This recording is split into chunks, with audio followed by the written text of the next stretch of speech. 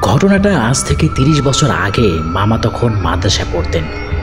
১২ বছর বয়সে মামাকে নানা জোর করে ভর্তি করিয়ে দেন একটি মাদ্রাসায়।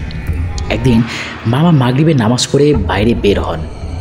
মসজিদ থেকে মিনিট ১০ দূরত্বে একটি শ্মশান ঘাট আছে।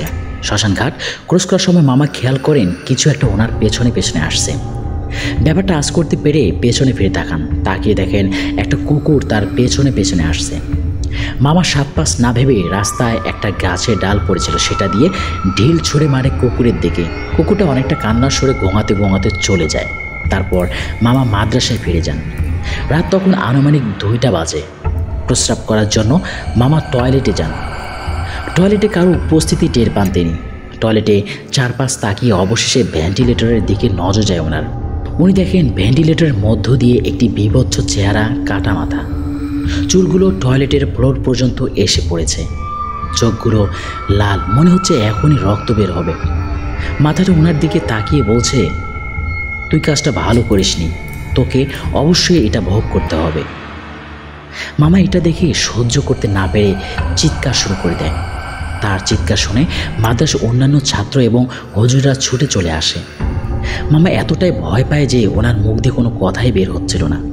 অনেকক্ষণ পর মামা স্বাভাবিক হলে হুজুররা জিজ্ঞেস করেন কি হয়েছিল তার সাথে। মামা তাদের সব খুলে বলে, শ্মশানঘাট থেকে শুরু করে টয়লেট পর্যন্ত যা যা ঘটেছিল। হুজুর সব শুনে মামার শরীরটা বন্ধ করে দেয়, সাথে একটা তাবিজ পরিয়ে দেয়। তারপর মামা মাদ্রাসা পড়া বাদ রেখেই বাড়িতে চলে আসে। আসল ঘটনা মামার বিয়ের আগে ঘটে। মেয়ে দেখা হয়ে গেছে, নানা বিশেষ কাজে বাইরে গেছেন, আসতে 15 দিন লাগবে, তাই মামার বিয়ে 15 দিন পরেই হবে। বাড়িতে আনন্দমুখর পরিবেশ একটা চলছিল।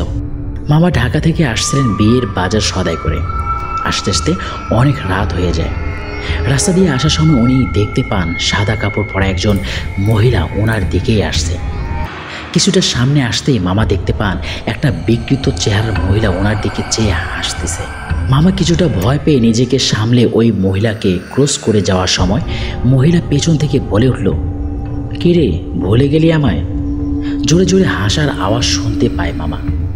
ভয়ে হাত পা নাড়াতে পারছিলেন না মামা। অনেক চেষ্টা করেও গলা দিয়ে কোনো আওয়াজ বের হচ্ছিল না। মনে হচ্ছে কেউ যেন ওনার গলা টিপে ধরে রেখেছে, আর নিজেকে সামলিয়ে রাখতে পারেনি। অবশেষে মামা জ্ঞান হারিয়ে ফেলে। সেদিন থেকে মামা নিখোঁজ হন।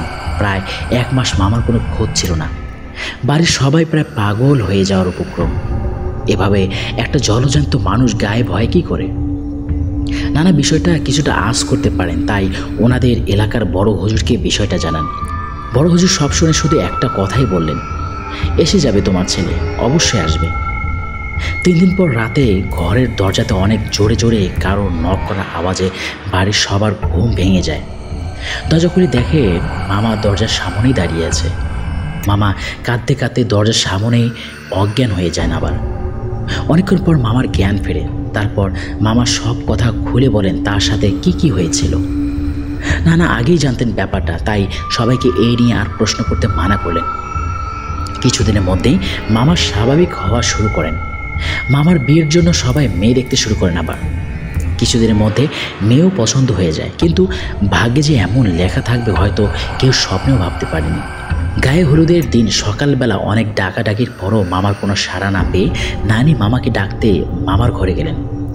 দরজা ভেতর দিক থেকে বন্ধ ছিল, তাই নানাসহ বাড়ির অন্য সবাই মেরে দরজা ভেঙে ঘরের ভেতর ঢোকে।